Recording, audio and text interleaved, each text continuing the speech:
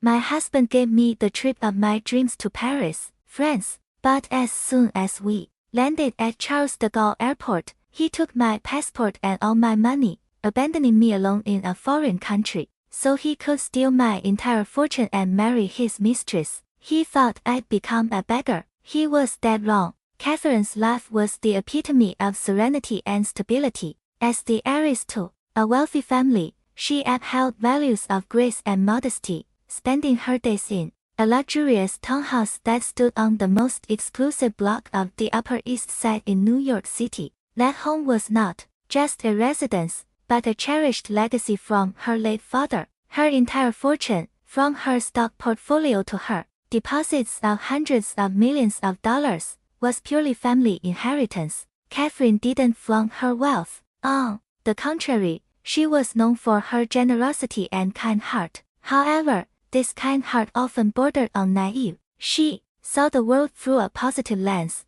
believing all people were inherently good, and at the center of her world was a man she loved more than anything, her husband, Michael. To anyone's eyes, Michael seemed like the perfect man, handsome, charismatic, and extremely attentive. Every morning, Michael made sure Catherine started her day with a smile, preparing her hot tea, showering her with compliments, and listening with interest to all her stories. To Catherine, Michael was the most beautiful blessing. She felt like the luckiest woman in the world, deeply loved by the man she believed was her protector. Catherine entrusted a large part of her financial and administrative affairs to him, fully confident that her husband would manage everything perfectly. She had no idea that behind that warm smile in those tender hugs, Michael harbored a very dark and calculating hidden intention. One sunny afternoon, as Catherine was finishing a quiet meditation in her home's private library, Michael arrived earlier than usual. His face radiated an unusual happiness. He hugged her from behind, a gesture that always made her feel safe. "Darling, I have the biggest surprise of your life," Michael whispered. Catherine turned around, her elegant dress shifted slightly. Her calm eyes looked at him with curiosity. Michael pulled out an envelope containing 2 airline tickets and hotel reservation documents. "We're going to Paris," Michael exclaimed. Catherine's eyes widened with incredible excitement. Paris, the city she had always dreamed of since she was a little girl. "Paris, France, really, honey?" Catherine asked, her voice trembling, holding back tears of joy. "Of course, my love. I've arranged everything. Visas, a 5-star hotel, private tours. You deserve all of this. You've been such a wonderful wife to me. Consider it a small gift for all your patience and love." Catherine couldn't say another word. She hugged her husband tightly. Her tears dampened Michael's shirt. She didn't realize that all the expenses for this lavish trip had been paid for with her own unlimited black card, which she had fully entrusted to Michael. For Catherine, this was proof of her husband's infinite love. The preparations for the trip were quick and feverish. Catherine was busy choosing which clothes to pack. She imagined herself strolling through the historic streets of Paris. While Catherine was lost in her excitement, Michael was immersed in the final phase of his plan. 3 days before their departure, Michael approached Catherine, who was organizing clothes in her room. He carried a thick stack of documents. His face wore a slightly preoccupied expression as if he were thinking about many important matters. "Honey, there are a few last administrative documents I need you to sign before we go," he said in a serious voice. Catherine, completely thrilled, nodded slightly. "What documents are they, my love?" "They're just standard papers," Michael replied with conviction. "This is our travel insurance, and these are some health forms for the embassy. And this is just a temporary power of attorney." Catherine stopped folding her clothes. "What power of attorney?" Michael reassured her with that smile that always melted Catherine's heart. "It's just a formality, honey, so that, while we're both abroad, I can continue to manage our banking and assets in New York in case of an emergency. For example, an important bill payment could be blocked or a sudden business issue might come up. Without this power, the bank might temporarily freeze the accounts while we're away." It's only valid while we're traveling, the lawyer said. It's standard procedure for those traveling for a long period. Catherine thought of Mr. Sullivan, her late father's trusted attorney. Mr. Sullivan had always warned her never to sign any document without reading it carefully, but this time, the one asking was Michael, her husband, whom she trusted with her entire soul and body. Doubting him felt like a sin. All right, show me where I need to sign. Michael quickly flipped through the pages of the documents, pointing directly to the dotted line at the bottom of each one. Here, here, and here. Catherine took the pen and without reading a single word out the paper's contents, she signed. She didn't know she had just signed an absolute and forged power of attorney that granted Michael full authority to sell, transfer, and liquidate all assets in her name, including this luxurious townhouse. The day of departure arrived. They flew in business class, enjoying all the luxuries. Catherine felt like a queen. Throughout the entire journey, she couldn't stop thanking him. She looked out the window at the white clouds spread beneath the blue sky. Her heart was light and happy.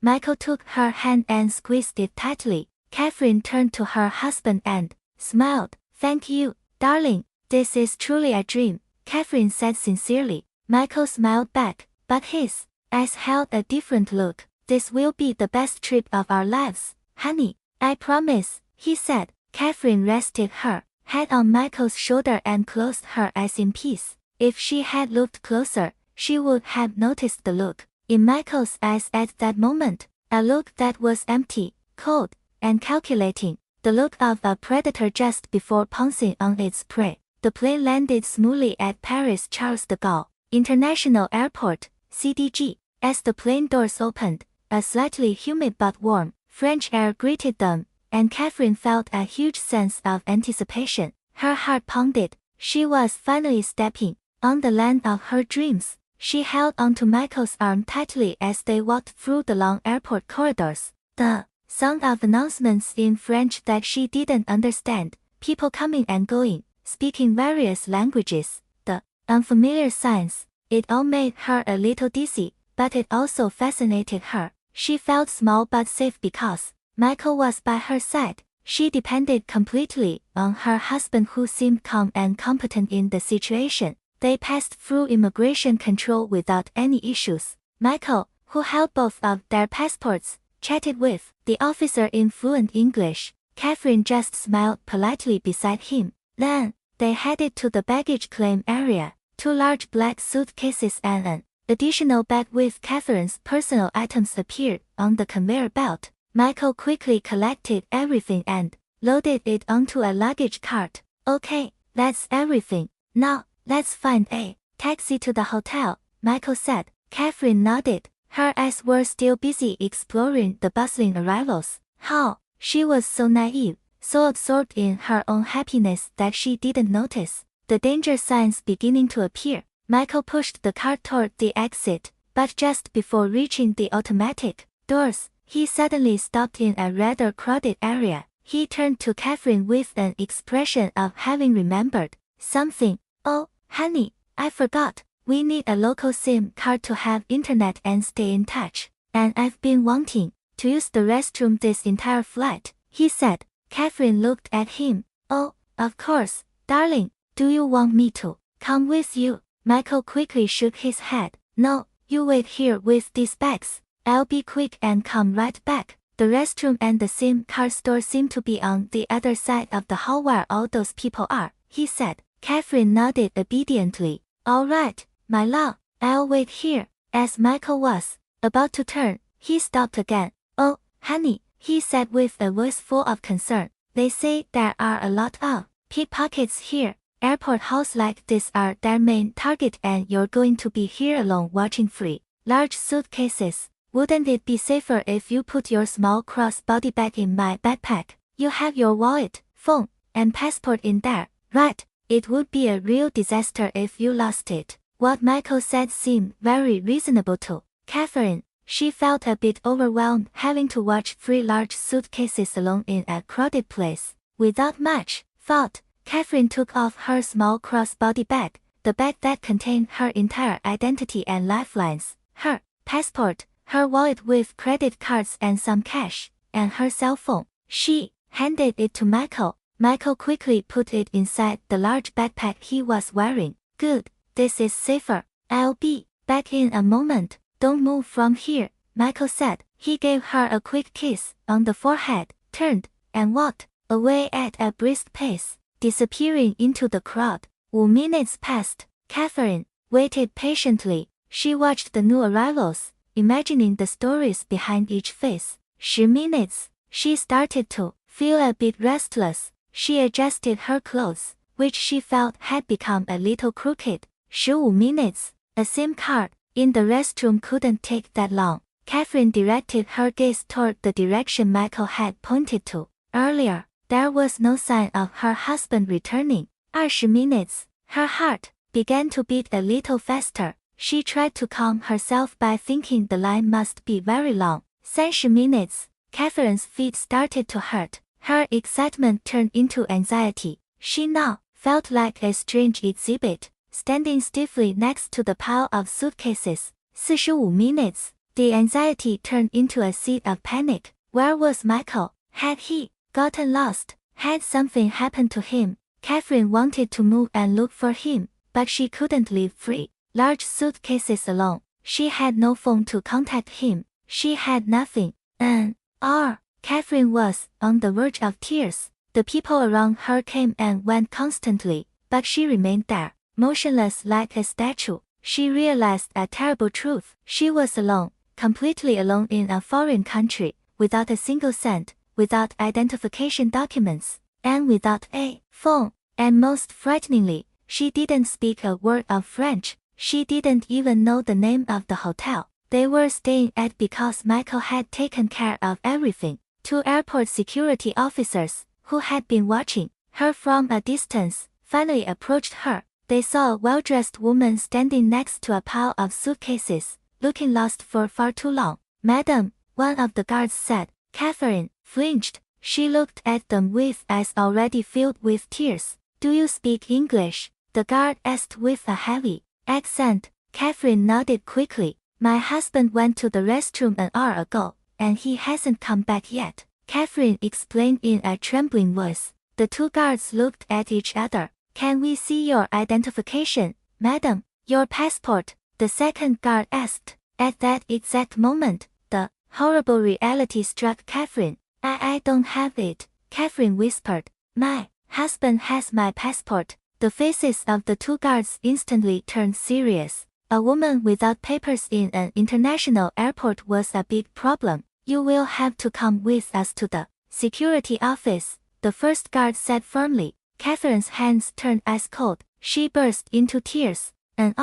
Catherine was on the verge of tears. The people around her came and went constantly, but she remained there, motionless like a statue. She realized a terrible truth. She was alone, completely alone in a foreign country without a single cent, without identification documents, and without a phone. And most frighteningly, she didn't speak a word of French. She didn't even know the name of the hotel they were staying at because Michael had taken care of everything. Just then, in the midst of her desperation, Catherine's eyes caught a distant scene. Across the hall near the domestic departures area, she saw a silhouette she knew all too well. Michael, her husband, was there. He wasn't lost. He hadn't had an accident. Catherine's heart seemed to stop. Michael wasn't alone. He was tenderly embracing another woman. The woman was beautiful and dressed very elegantly. Catherine recognized her. Jessica, the woman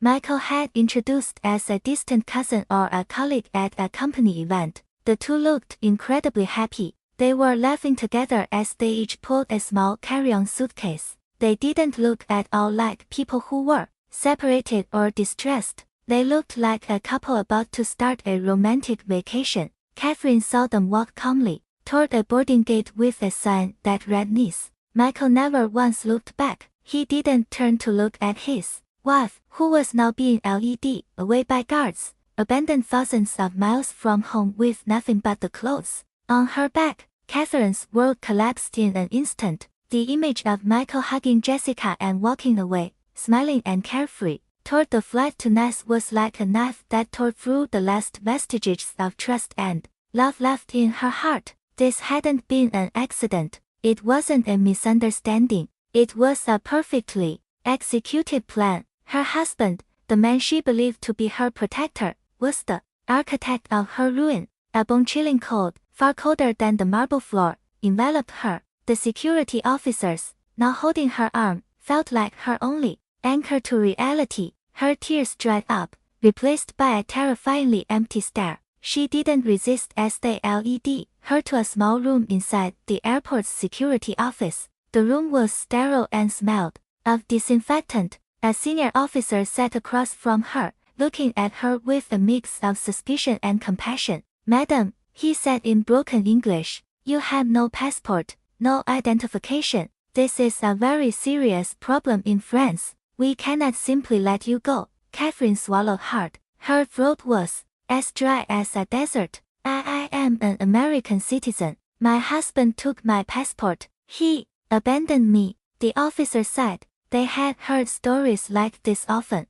Couples disputes, partners fighting and one of them running off with the documents. "We will try to contact your husband. You said he was going to Nice," he asked. Catherine shook her head. "He won't answer. He did this on purpose." The horrible reality hit her again. Michael had planned everything. He wanted her to be detained, deported, or, worse, to disappear without a trace in a foreign country. For hours, Catherine sat in that room, hunger, exhaustion, and jet lag mixed with a dense despair. Every minute felt like an hour. She was alone. She didn't know anyone on the entire continent. She had no one to call. All her friends' contacts were on her phone, which Michael now had. She tried to remember her mother's phone number. She couldn't. Her best friend's number also blank. Her mind was a void. And then, like a ray of light in the deepest darkness, a memory emerged.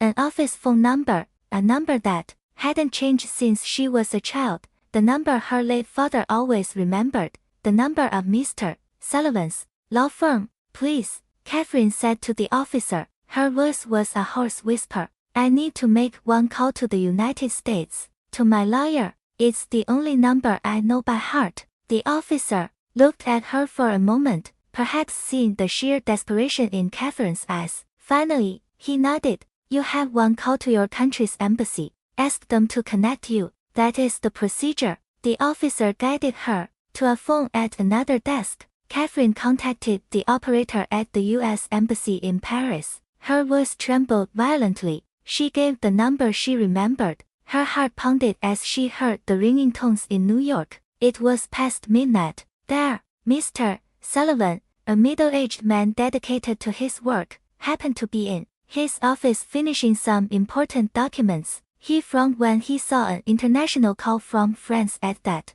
hour. "Sullivan Law," he answered in his firm voice. "Mr. Sullivan," Catherine whispered. She broke down, crying instantly. All the strength she had tried to build crumbled. "Mr. Sullivan, it's Catherine. Please help me." Mr. Sullivan sat up straight immediately. He recognized the voice of his most important client's daughter. "Miss Catherine, what is it? Where are you? Aren't you supposed to be on vacation?" Between sobs, Catherine told him everything in a rush. Abandoned at the Paris airport, no passport, no money, no phone, and the sight of Michael leaving for Nice with Jessica. Mr. Sullivan listened, his brow furrowed. His instincts honed over decades of handling complex cases kicked in immediately. This wasn't a domestic dispute. This was a premeditated criminal act. "Miss Catherine, listen to me carefully," Mr. Sullivan said in a calm but authoritative voice.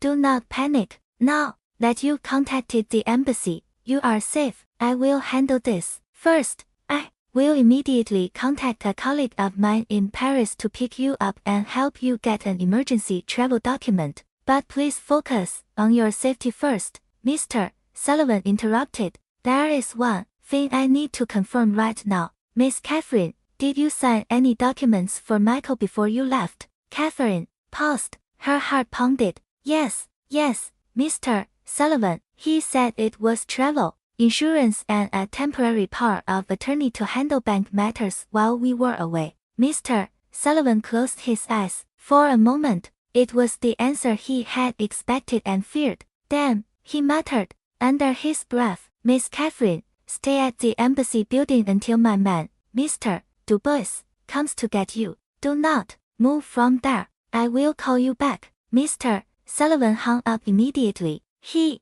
didn't waste a second. His first call was to Mr. Dubois, a French lawyer who owed him a favor. Antoine, I need your help. My client is stranded at CDG. Protect her. Get her an express emergency travel document. Cost is not an issue. His second call was to his personal assistant in New York, waking him in the middle of the night. David, get to my office right now. Open my personal safe. Find all the copies of assets under Miss Lippervox, Catherine's name, and call our contact at JP Morgan Chase. I suspect there's about to be a massive attempt to drain her accounts. While Catherine was being moved to a more comfortable waiting room by the embassy staff on the other side of the world, Mr. Sullivan and his team moved with lightning speed. Just as he expected, within an hour, they discovered what they feared. Michael, using the power of attorney Catherine, had just signed, had initiated the process to sell Catherine's luxurious townhouse to a buyer he had already lined up. He was also in the process of transferring large sums of money from Catherine's savings accounts to a new overseas account in his name. He hadn't just abandoned her, he was ripping out her entire fortune by the roots. Block it. Mr. Sullivan ordered his team, contact every bank, declare the power of attorney now and void due to fraudulent inducement, file a report with the FBI's white-collar crime division, freeze every asset in both Catherine's and Michael's names immediately. Mr. Sullivan called Catherine back in Paris, who was now with the sharp Mr. Dubois. Miss Catherine, you need to be strong, Mr. Sullivan said in a serious voice. My suspicions were correct. Michael wasn't just trying to get rid of you. He was trying to steal your father's entire legacy. He wanted you to return to the United States as a beggar. Catherine felt a wave of nausea. The betrayal was so deep, so total. Michael didn't just hate her, he wanted to destroy her. But his plan has failed. Mr. Sullivan continued, we managed to freeze everything. Your house is safe. Your money is safe. He can't touch it anymore. Catherine sank weakly into the chair. She was saved but shattered. Now, Mr. Sullivan said again, Mr. Dubois will handle your papers. It will take a day or two, then you will come back immediately. While Catherine was being moved to a more comfortable waiting room by the embassy staff on the other side of the world, Mr. Sullivan and his team moved with lightning speed. Just as he expected, within an hour, they discovered what they feared. Michael, using the power of attorney Catherine had just signed, had initiated the process to sell Catherine's luxurious townhouse to a buyer he had already lined up. Catherine looked at Mr. Dubois, a middle-aged French man, who looked at her with compassionate eyes, and then she looked at her own hands, which were still trembling. Something inside her broke and then hardened. The naive woman who had cried with joy upon receiving the tickets to Paris had died in that airport terminal. The woman sitting here now was someone else, someone who had seen hell. Understood, Mr. Sullivan, Catherine replied. Her voice was different. It no longer trembled from crying, but was cold with an icy fury. Get me home. I'll be waiting for him in my house. In contrast to the hell Catherine was living in Paris, Michael and Jessica were in their own artificial paradise. After landing in Nice, they immediately took a private car service Michael had booked. They laughed and embraced as they drove along the beautiful Côte d'Azur with the sparkling Mediterranean sea beside them. Jessica, a materialistic and beautiful woman, rested her head on Michael's shoulder. Her eyes sparkled with the luxury surrounding her. This is incredible, honey. I can't believe we pulled it off, she said. Michael smiled with satisfaction. He felt like a god. His plan had gone off without a hitch. Of course, we pulled it off, babe. What did I tell you? Brains beat everything. And Catherine is a fool. Too foolish for her own good. They arrived at a lavish 5-star hotel with a direct view of the sea. Their suite was the most expensive one. As soon as they entered, Jessica ran to the balcony and opened her arms as if to embrace the entire city. Michael opened a bottle of expensive champagne from the minibar. The cost of course would be charged to Catherine's unlimited black card. He poured 2 glasses and brought them to Jessica on the balcony. To us, Michael toasted. Their glasses clinked. To us, Jessica replied. And to the end of that boring woman. I'm so glad we're rid of her forever. What do you think will happen to her now? Jessica asked, sipping her champagne. She's alone in Paris with nothing. What do you think she'll do? Michael laughed dismissively. What can she do? At most, cry at the airport. Then the officials will detain her. She doesn't speak French. She doesn't know anyone. They'll deport her as an illegal immigrant or she'll end up in some social assistance center. It will take weeks, if not months. Jessica smiled. And in the meantime, Michael interrupted with a cunning smile. I'll play the part of the heartbroken husband. I'll call the embassy in Paris to falsely report her missing. I'll cry. Meanwhile, back in New York, the power of attorney she signed will be doing its work. My lawyer is in the process of selling her house. All her money is being transferred to a secret account I've set up in Switzerland. By the time we get back in 3 days, it will all be over. We'll be multimillionaires.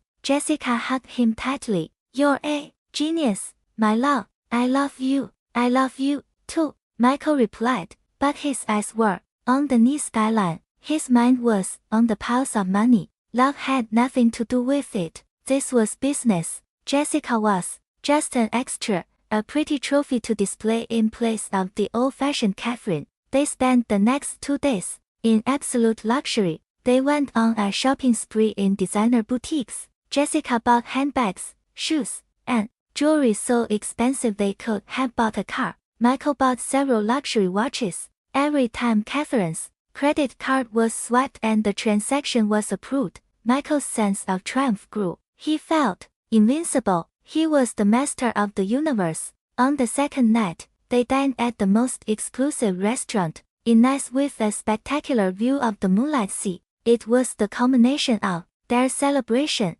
While waiting for dessert, Michael took out his laptop. I have one more gift for you, babe, he told Jessica. Her eyes sparkled. I'm going to finalize the purchase of a luxury apartment in Manhattan in your name. A little gift to celebrate our new beginning. Michael confidently logged into his banking portal. He had prepared a large transfer from Catherine's main account to pay for the purchase in full. He entered all the details, smiled at Jessica, and then hit the button to confirm the transfer. Seconds. The processing wheel spun on the screen and then a red box appeared. Transaction declined. Insufficient funds or account frozen. The smile froze on Michael's face. What is this? He muttered. It's impossible for there to be no balance. There are hundreds of millions in there. He tried again, but it was rejected. His hands began to tremble slightly. He tried to open Catherine's other savings accounts. Access denied. This account has been frozen at the request of the owner. A cold sweat started to run down Michael's temples. He felt his heart drop into his stomach. Michael, what's wrong? Jessica asked, seeing the drastic change in her lover's face. Michael didn't answer. He frantically rummaged through his wallet and pulled out Catherine's black card. He called the waiter over. Could you bring me the check now? Quickly, the waiter arrived with the machine. Michael handed him the card. The waiter swiped it. Card declined. I'm sorry, sir. The card has been declined. Do you have another? Michael's face turned white as a sheet. Jessica covered her mouth in disbelief. Damn it. Michael slammed the table, causing all the other diners to turn. She did it somehow. That stupid woman did it. Jessica was terrified, too. Did what? What are you talking about? She must have contacted someone. That old lawyer, Sullivan. He must have frozen everything. Michael shouted. He no longer cared about the stairs. The romantic vacation had turned into a nightmare in an instant. They had no money left. All the cards in Catherine's name were blocked. They were stranded in a luxury restaurant in Nice. We have to go back, Michael said, his voice trembling with rage and panic. We have to get back to New York now. After Michael was forced to use the last of his emergency cash to pay the bill, they rushed out of the restaurant, returned to the hotel, and haphazardly packed up their luxury purchases. The laughter and intimacy were gone, replaced by mutual accusations. This is all your fault. Why didn't you take her phone earlier? Jessica screamed. Shut up, Michael retorted. Think about how we're going to get back. They were barely able to buy the cheapest tickets on the first flight to New York with the money they had left. On the plane, Michael sat in silence, staring out the window. He was no longer an invincible king. He was a criminal whose plan had completely failed. But this isn't over. Rage now replaced his panic. Just you wait, Catherine, he whispered to the darkness behind the window. You think you can beat me? You think you can take that house back? When I get to New York, you'll regret you were ever born. He had no idea that the house he was heading to was preparing a welcome he did not expect, nor that Catherine, with an emergency travel document in hand, was already on another plane, flying ahead of him. Mr. Dubois was a true professional. The tall, neatly dressed Frenchman worked quietly and efficiently. He didn't ask many questions. It was clear that Mr. Sullivan had already explained the big picture to him. In less than 36 hours, which felt like record time, Mr. Dubois managed to process all the emergency documentation. He took Catherine to the embassy for the interview and photos, and the next day, the pale green emergency travel document was in Catherine's hands. It felt heavy, not because of the weight of the paper, but because of the weight of the reality it symbolized. It was her ticket back home, and at the same time, a monument to her husband's betrayal. While they waited, Mr. Dubois ensured Catherine was safely housed in a residence affiliated with the embassy. She wasn't alone, but she felt more alone than ever in her life. In that simple, clean residence room, Catherine finally had time to think. During those 36 hours, she didn't cry. Again, the shock and despair she had felt at the airport had crystallized into something else. Something cold, hard, and heavy had settled in her chest. It was rage, pure ice-cold rage. She replayed all her memories with Michael in her mind. His smiles, his kindness, his words of love. Now she saw it all with new eyes. It had all been fake. Every hug a lie, every compliment a manipulation. The man she had married had never existed. There was only a ruthless predator who had set his sights on her. Perhaps from the moment they met, she remembered how a business partner of her late father had introduced her to Michael. Michael had been so charming, so polite. She remembered how quickly he had won over her mother, how he had captivated everyone. She remembered how Michael would look at her with adoration, making her feel like the only woman in the world. It had all been a performance, a long play with a single purpose, her inheritance. She remembered Jessica, introduced as a distant cousin at a dinner. Catherine remembered feeling a pang of jealousy then seeing how Michael laughed with her, but Michael had reassured her. She's like a little sister to me, honey, don't be silly. A sister, that line now felt so dirty in her mind. The betrayal wasn't just about the money, it was about her very being. Michael had taken her innocence and her trust and trampled them under his boots. He hadn't just tried to rob her, he had wanted to eliminate her, leaving her as a destitute person in a foreign country without an identity was a slow death sentence. He wanted her to disappear so he could celebrate freely on the ruins of her life. Catherine's jaw tensed at that thought. No, she would not let that happen. She would not give Michael the satisfaction of seeing her broken. The naive woman who had flown to Paris with dreams in her eyes had died at Charles de Gaulle. The one returning was a woman coming to reclaim what was hers. Mr. Torres, a man with glasses who looked like an academic, pointed to his laptop screen displaying complex diagrams. We've been working since Mr. Sullivan contacted us yesterday. You were lucky, ma'am. We managed to stop everything. Just in time. What is the extent of the damage? Catherine asked in a firm voice. Michael was very cunning, Mr. Torres explained. The forged power of attorney you signed was done very professionally. Catherine gripped the receiver, not out of fear, but anticipation. And my flight, yours will have a layover in Dubai, Mr. Sullivan explained. I've booked this route on purpose. You will land at JFK tomorrow evening. That will give you almost 18 hours of lead time before he arrives. We desperately need that time to prepare his welcome. Catherine's heart pounded. Understood, Mr. Sullivan. Thank you. You are strong, Miss Catherine. Mr. Sullivan's voice softened for a moment. Your father would be very proud of you. Those words almost broke her defenses, but Catherine held back. I am strong, Mr. Sullivan. I'm ready. The flight back was long and hazy. Catherine sat in a coach seat, squeezed between strangers.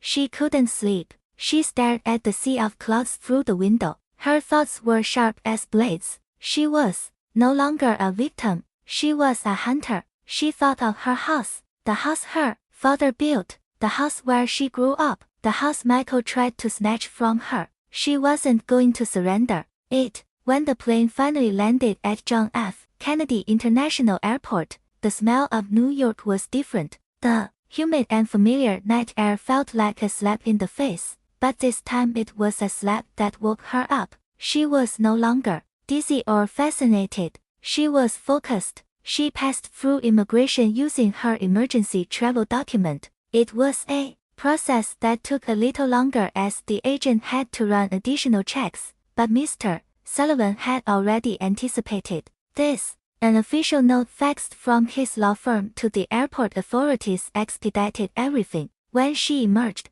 into the arrivals hall, she didn't look around. Her eyes went straight to a man in a suit holding a small sign that read, "Client of Mr. Sullivan." The man, Mr. Sullivan's assistant, didn't talk much. He nodded politely, took the small carry-on bag Mr. Dubois had lent her, and guided Catherine to a black sedan waiting in the private pickup area. He was the only person who met her. There were no hugs or tears, just efficient silence. In the car, she just looked out the window. The nighttime streets of Manhattan, which had once seemed comforting, now looked like a battlefield. Straight to your residence, ma'am, the driver asked quietly. Catherine closed her eyes for a moment, gathering all her strength. Yes, please. I'm going home. As the car sped through the night, Catherine knew what she had to do. She wasn't going to rest. The war was about to begin, and she had every intention of winning it.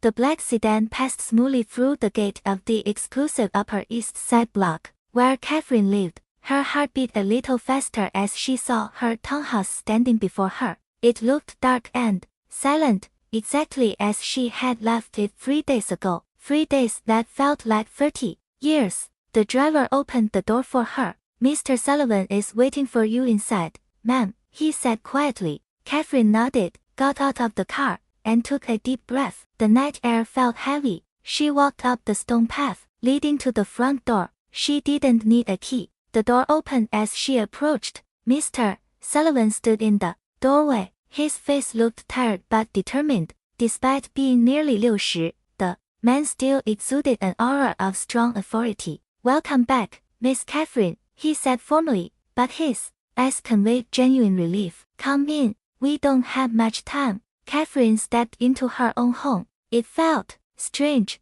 Everything was exactly the same. The subtle scent of lilies, the grand painting in the floor, the cold marble floor. But to Catherine, the house felt alien. It was no longer a safe haven. It was a fortress she had to defend. She followed Mr. Sullivan to the spacious office she normally barely entered. The room had been transformed into a command center. There were 3 other people there whom she didn't know. Miss Catherine, allow me to introduce you, Mr. Sullivan said. This is Mr. Torres, the best forensic auditor in the country, and his team. And this is Special Agent Miller from the FBI's White-Collar Crime Division, and his colleague. Catherine nodded stiffly at them. Agent Miller, a burly man with a penetrating gaze, stepped forward. Ma'am, I'm very sorry for what you've been through, but I can't help but admire your composure. We're here to make sure justice is served. Mr.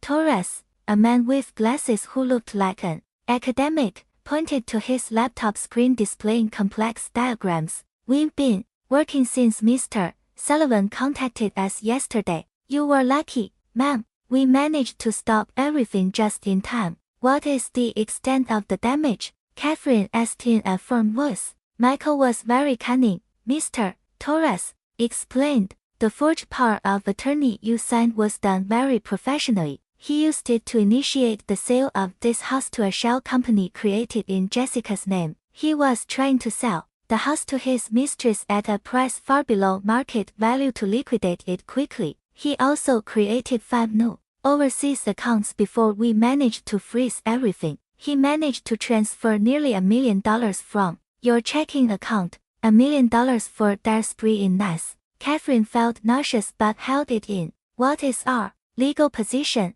And Mr. Sullivan, Catherine turned to her lawyer. Solid as a rock, Mr. Sullivan replied dryly. We have all the evidence, the forged power of attorney, the digital trail of the transfers to Jessica's account, their flight booking data to Nice, and most importantly, your testimony. This isn't just a civil case, it's a major criminal felony, premeditated fraud, document forgery, money laundering, and what I will argue in court, attempted homicide, through abandonment with risk to life. Agent Miller nodded in agreement. The digital evidence is damning, but what we need now is the final nail in his coffin. We want to arrest him in the act. When he walks into this house, he'll still think his plan has succeeded. He'll be in a panic about the frozen accounts, but he'll still believe he has control of this house. What's the plan? Catherine asked. We will be here when he arrives,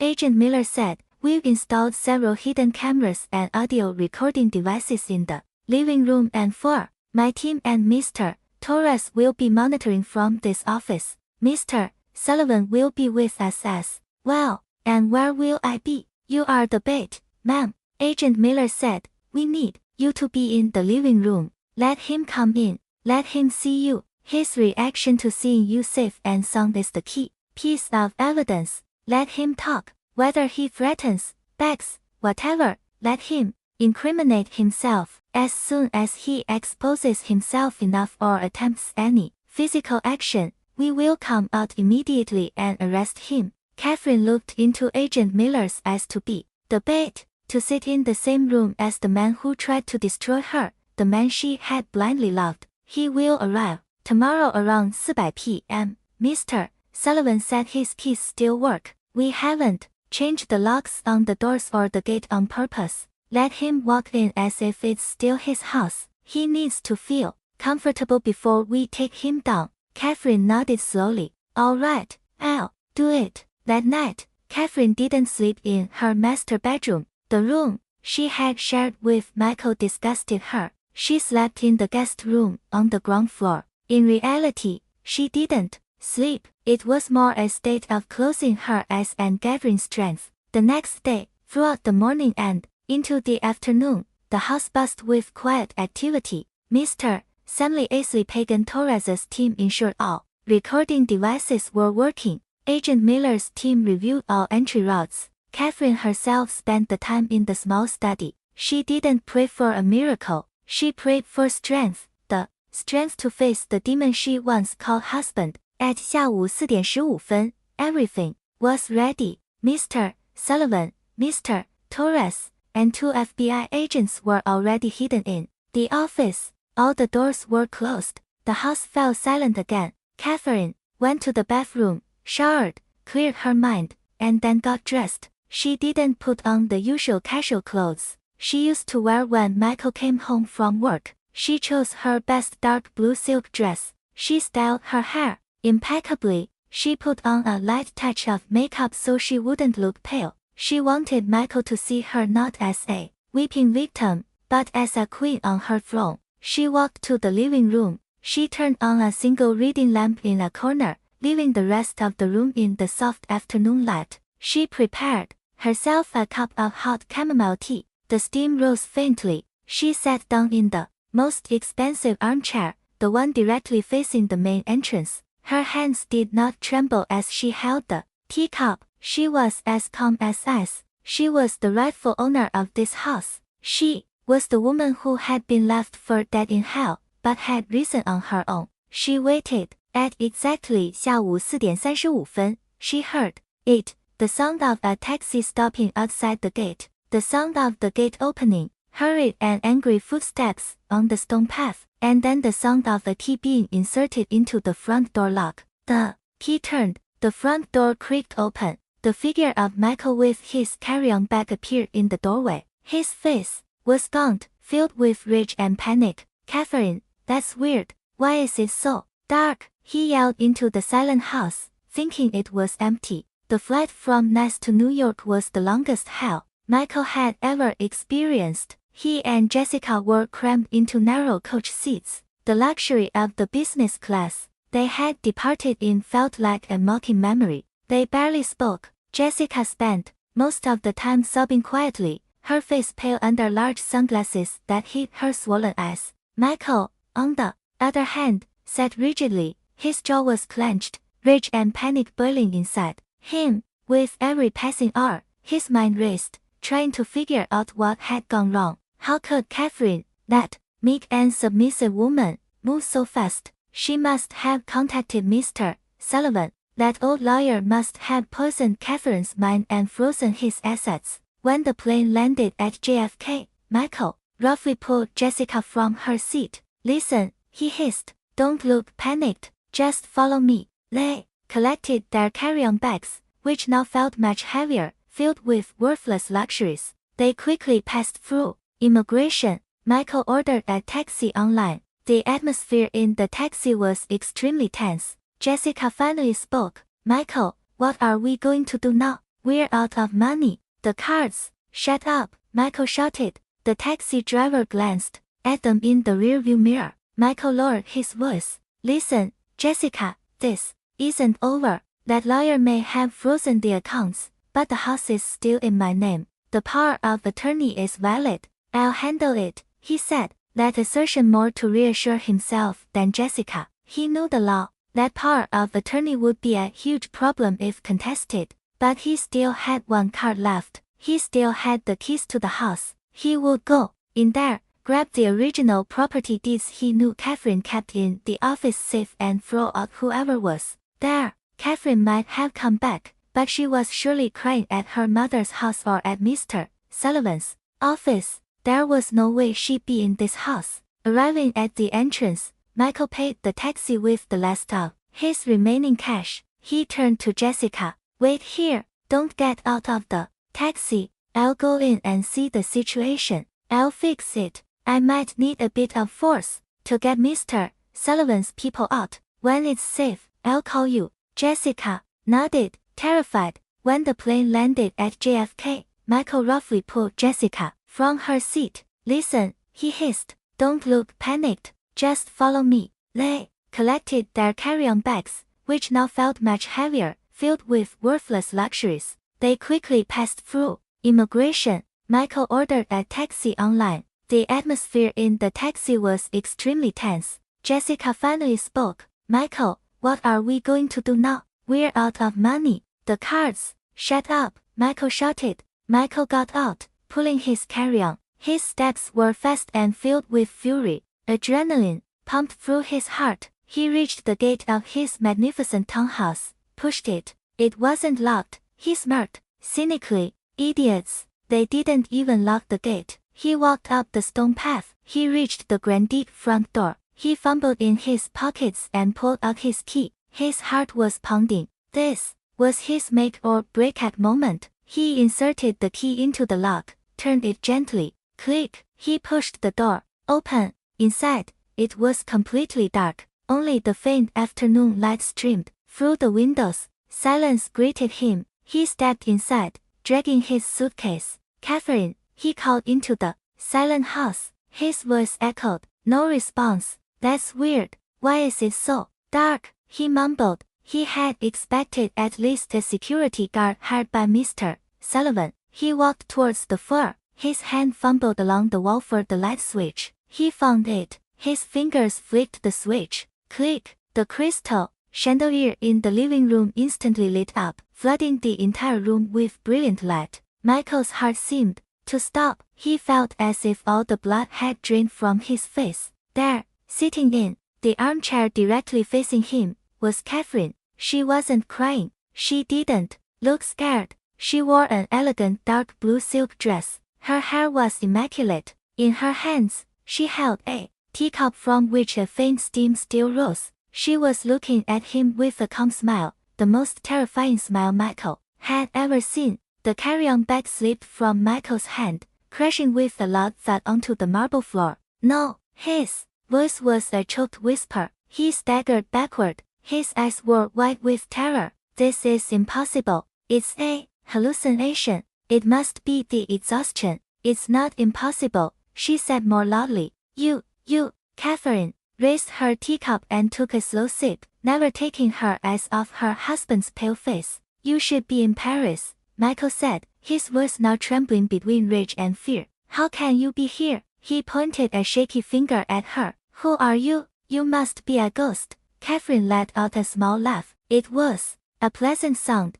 but to Michael's ears, it sounded like death nails. I'm not a ghost, darling, she said softly. I'm just your wife whom you abandoned to die in a foreign country. The reality hit Michael like a freight train. She was real. She was here. She was back. His plan had not only failed, it had backfired on him. He was trapped. Catherine, he yelled, trying to seize control of the situation with anger. What is all this? How dare you freeze all my accounts? Who do you think you are? Who do I think I am? Catherine asked still coolly. I am the owner of this house, the owner of all the money you spent on your spree and niece, and the owner of the money you used to buy all the things in that suitcase. Catherine set the teacup down on the table. She stood up slowly. It was an elegant movement, like a lioness watching her wounded prey. Oh, you're back, she said, mimicking the sweet voice she used to use.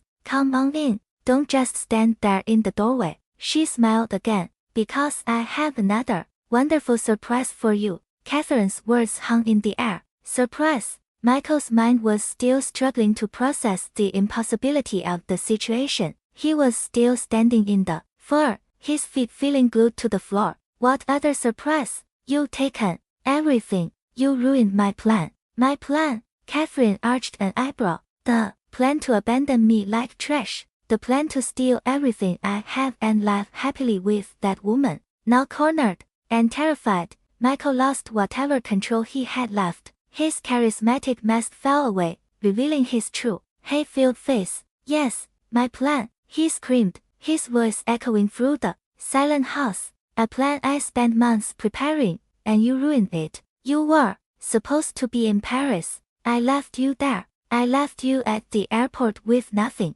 You were supposed to be a beggar. You should never have been able to come back. Unwittingly, he had blurted out his full confession. A confession that was loud and clear, recorded by all the hidden microphones that had been installed. Catherine smiled. It was a smile of triumph. Thank you, Michael. Your confession has been very clear. Michael froze. Confession? What are you talking about? My first gift, Catherine said, her voice now cold and flat again. She tilted her head slightly toward the closed office door. It's done. At that very moment, the office door swung open. The first figure Michael saw was Mr. Sullivan standing tall in his impeccable suit. His face showed a cold satisfaction. Behind M. Sullivan, Agent Miller emerged, followed by two unformed FBI agents. Michael's legs buckled. He finally realized this wasn't just a failure. It was a trap. No, he hissed. He turned,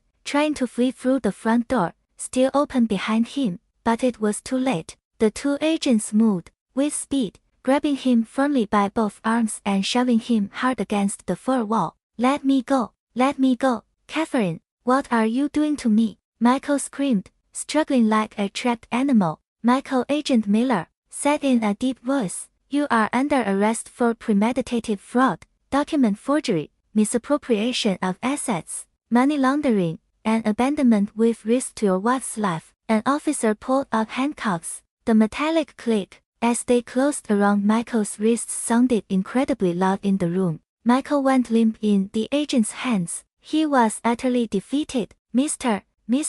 Sullivan stepped forward holding a thick envelope of documents. He stopped right in front of Michael. "This, Mr. Sullivan said in a clipped voice, is the divorce petition Miss Catherine filed this morning. This is the official notice of nullification for all the forged powers of attorney you created, and these are the multiple criminal complaints filed by our firm." Mr. Sullivan then pulled out one more sheet. "And this is the breakdown of the claim for damages. For every dollar you spend in Nice, including every handbag, every shoe, every piece of jewelry you bought for your mistress, we will seize everything. You will not only go to prison, Michael, you will leave it in absolute destitution." Catherine, who had quietly watched the entire arrest from the living room, slowly approached him. She stopped a few feet from Michael, who was now handcuffed and weakly kneeling. She looked into the eyes of the man she once loved, now filled with terror. "Oh, Jessica," she said, finding surprise, "you still care about her." Catherine smiled, the smile that now seemed so horrifying to Michael. "Of course, I haven't forgotten about her." He might not have loved Jessica, but involving her meant adding a conspiracy charge that would lengthen his sentence. He was trying to save himself. "Michael," Agent Miller said in a deep voice, "you are under arrest for premeditated fraud, document forgery, misappropriation of assets, money laundering, and abandonment with risk to your wife's life." An officer pulled out handcuffs. The metallic click as they closed around Michael's wrists sounded incredibly loud in the room. Michael went limp in the agent's hands. He was utterly defeated. She pointed to the large living room window that faced the front yard. "Look out there. My second gift is out there. Look closely." Michael, still held firmly by the two agents, was forced to turn his head. Agent Miller gave a signal and one of the agents shifted Michael's body slightly so he could see clearly through the living room window. The large window offered a very clear view of the street in front of the house. The taxi that had brought Michael and Jessica was still parked there. The engine was running, but Jessica was no longer sitting quietly inside. The rear passenger door was wide open. Jessica was being forcibly pulled from the taxi by two female police officers. Another patrol car that had been parked discreetly down the street the whole time now had its blue light spinning, bathing the street in a sinister glow. Jessica was completely hysterical. Unlike Michael, who had been paralyzed by shock, Jessica erupted in screams and sobs of terror. Her sunglasses had fallen off, revealing her puffy eyes under smeared makeup. "Let me go. I don't know anything. Let me go," she shrieked. The taxi driver, his face pale, stood by his vehicle, seemingly explaining to another officer that he hadn't been paid for the ride yet. The moment Jessica was pulled from the taxi, her terrified eyes caught a shadow in the house window. She saw Michael, handcuffed inside the house looking at her. That moment shattered any remaining loyalty or love she might have had. She realized she had been sacrificed. "Michael," her shrill voice cut through the afternoon silence. "You said the plan was safe. You said that woman couldn't come back. You set me up. This was all your idea. I don't want to go to jail. You're a con artist. You told me you loved me." Jessica's confession, full of rage and fear, confirmed her full involvement as an accomplice. She was not a victim. She was a co-conspirator. The screams were clearly heard all the way in the living room, and Agent Miller nodded with satisfaction. Another perfect audio recording, seeing Jessica hysterically accusing him,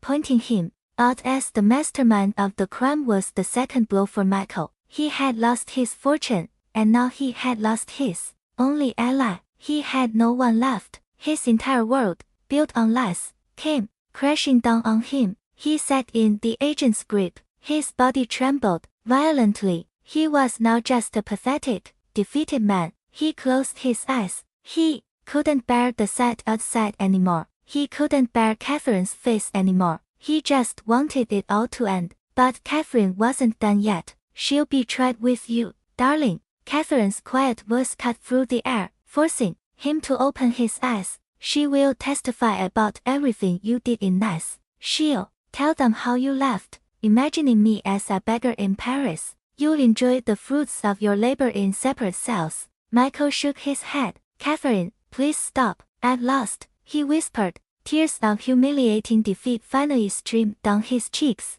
Lost, Catherine stepped closer and stood right in front of Michael, now kneeling, handcuffed and crying. There was no compassion left in her heart, only cold contempt. You think this is the end. You think prison is your worst punishment. Michael raised his head. His rein eyes looked at Catherine in confusion. What else? What could be worse than this? And my final gift, Catherine whispered as if sharing a sweet secret. You were so obsessed with stealing my money. You focused so much on my fortune that you forgot about your own problems. You forgot that your own business was on the verge of bankruptcy. You forgot about the debts you had all over town. Michael's face turned even paler. If that was possible, she was right. He had used the last of Catherine's money before the accounts were frozen, not just for the vacation, but to cover a mountain of business debts and maintain his facade as a successful businessman. While I was flying back from Paris, Catherine continued, her voice sharp as an ice blade, Mr. Sullivan was not only preparing this welcome party, he tasked his team of auditors to trace all of your finances, and they found something very interesting. Mr. Sullivan stepped forward as if on cue. Our team discovered that Mr. Michael owed millions to dozens of small creditors and private lenders. He offered the remnants of his company's worthless stock as collateral. When you disappeared and couldn't be contacted, they all panicked. Mr. Sullivan said in a monotone voice. What does that mean? Michael asked, his voice trembling. Catherine smiled, her last smile of that evening, the smile that would haunt Michael's nightmares for the rest of his life. It means, Catherine said, that my lawyer has spent the last 2 days buying up all of that debt. He paid off all your creditors, all your promissory notes, all your collateral,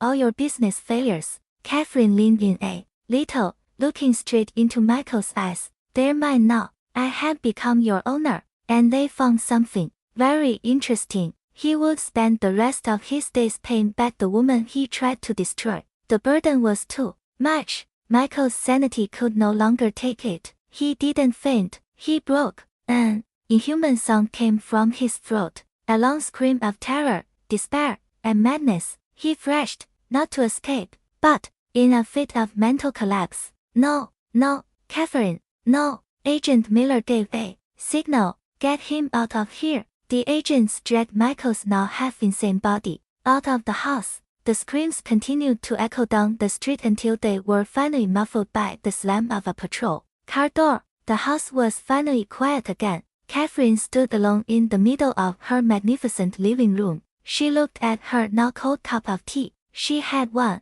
6 months passed. The seasons changed and so did Catherine's life. The trial of Michael and Jessica made national headlines. The scandal of the husband who abandoned his wife abroad to steal her fortune was a delicious morsel for the press. But Mr. Sullivan, with his professionalism, managed to protect Catherine's privacy. The trial was relatively quick. The evidence was irrefutable. The audio and video recordings from the night she welcomed Michael home were the final nail in their coffin. In them, Michael clearly admitted his actions from the abandonment at the airport to his intent to seize her assets. Michael received the maximum sentence. The combination of premeditated fraud, document forgery, money laundering, and the charge of attempted homicide by abandonment with risk to life that the prosecution brought earned him 20 years in prison. He lost all appeals. His once handsome face now looked old and hollow in a prison uniform.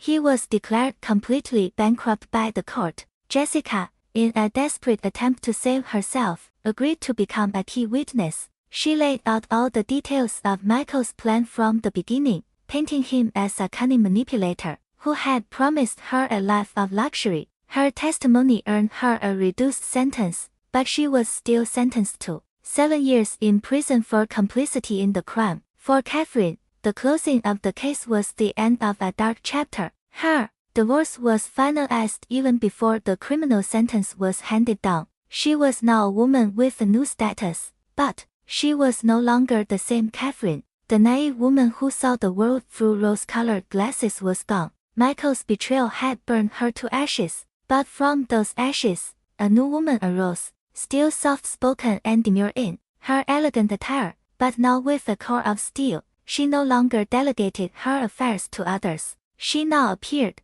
weekly at Mr. Sullivan's office, not as a confused client, but as an intelligent partner. She studied every detail of her father's inherited assets. She learned about investments, real estate law, and wealth management. She sold the luxurious townhouse, which was a silent witness to the betrayal. The memories were too heavy. She bought a more modern and secure penthouse downtown. With the rest of the money from the house sale and part of her fortune, she started a foundation. She named it after her late father, a nonprofit legal aid organization dedicated to helping American women who were victims of domestic fraud and financial violence, both at home and abroad. She transformed her wounds into a force to help others. One sunny morning, a year after the Paris incident, Catherine appeared at JFK Airport. She was alone, pushing her own cart, looking calm and serene. She no longer walked with hesitation.